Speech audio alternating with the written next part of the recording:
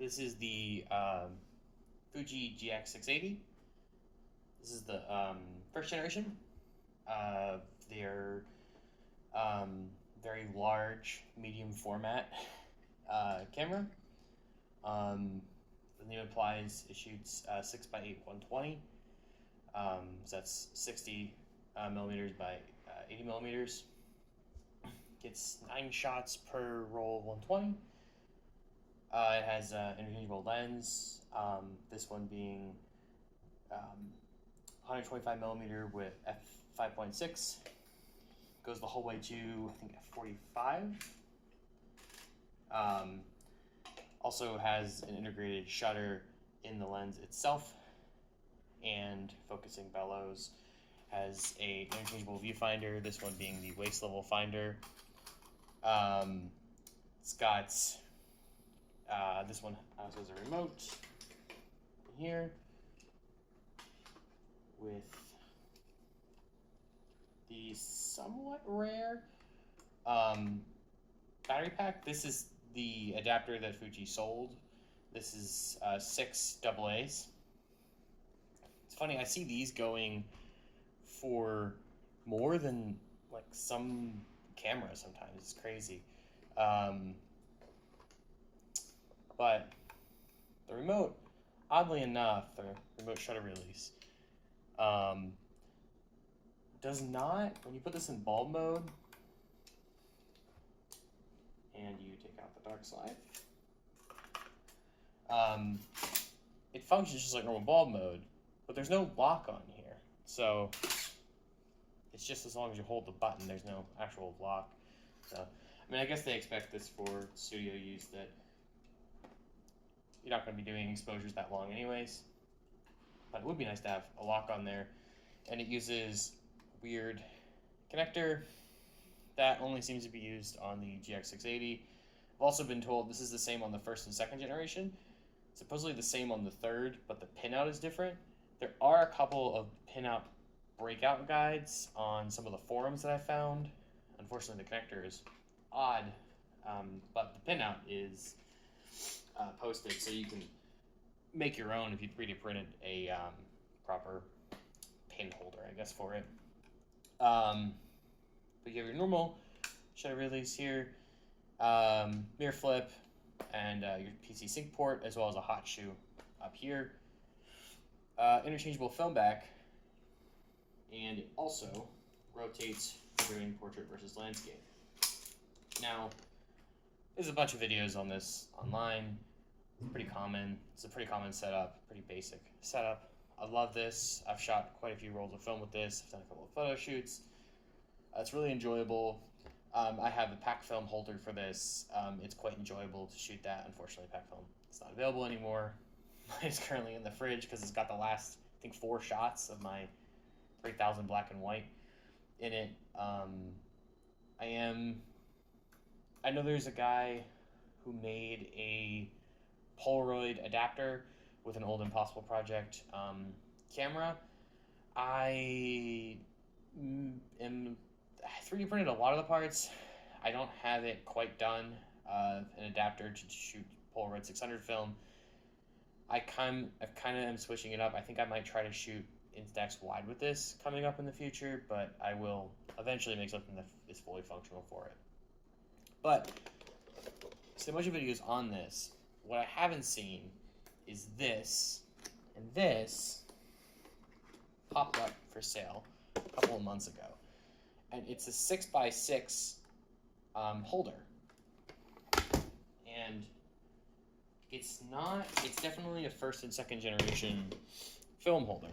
It's not a third generation. You can see here 6x8, 6x6, and the only things I know about it is it says A10, and the listing said A10 modified. I don't know who modified it. I don't know if Fuji officially sold this. I have no idea. All I know is I bought it. I replaced the lithium battery. All of these older ones, the third generation, I think S it is, the bottom comes off and there is a battery holder. These have a lithium cell, I think it's like right here or right here.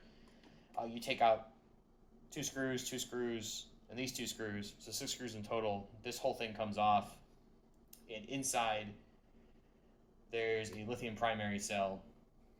You replace it, and then it remembers the current exposures. There's no film in here, so there's no exposures to remember, but that way it'll hold your memory and function properly. But clearly, some company has modified this, or someone professional enough to do it, because in order to be 6x6, it's going to move the motor differently, and it's also going to need to know that it has 12 shots versus 9 shots. So, don't know who modified it. It works great. It's clearly seen a lot of use. It's quite well loved. There's quite a bit of marks on here where it's definitely been on and off the camera quite a few times. But it's fully functional, and I have no idea who made it. But I love it because now I can shoot 6x6 if I want to, shoot 6x8. The cassette does say A10 on it. I have put another cassette in here. It fits fine. I've only shot one roll of film with this because I just haven't had much time with all the house construction going on. So I'm not sure if a normal cassette functions fine in the back. It fits fine. The gears mesh up. I can't see any other differences. I can't see why it wouldn't function. Because as far as I'm aware, there's nothing in these that is different or would need to be changed. But yeah, it's quite odd, but it's great. But I wanted to make a quick video on it because I haven't seen anyone post about this. I haven't seen anything on the forums. I looked through some old Fuji manuals and some brochures. I see no mention of this. For all I know, Fuji may have sold this as a legitimate accessory for years, but no one's talked about it, and I've not seen any other listings. I just saw this one. It popped up. I think it was $100, and I snagged it, and I'm really looking forward to shooting more rolls of film with it, although ridiculously big setup for a 6x6, but I was about to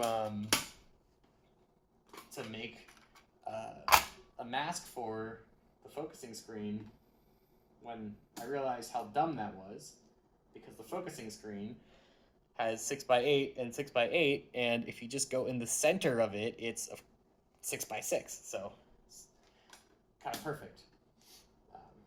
Because one cool thing about the camera is when you rotate it to portrait versus landscape, two arms flip up and change, or they change the masking area inside of the top of the focusing screen. It's pretty cool. But of course with the 6x6, there's no need to because it's just square. But yeah, it's just a quick little video on this camera and the interesting 6x6 back.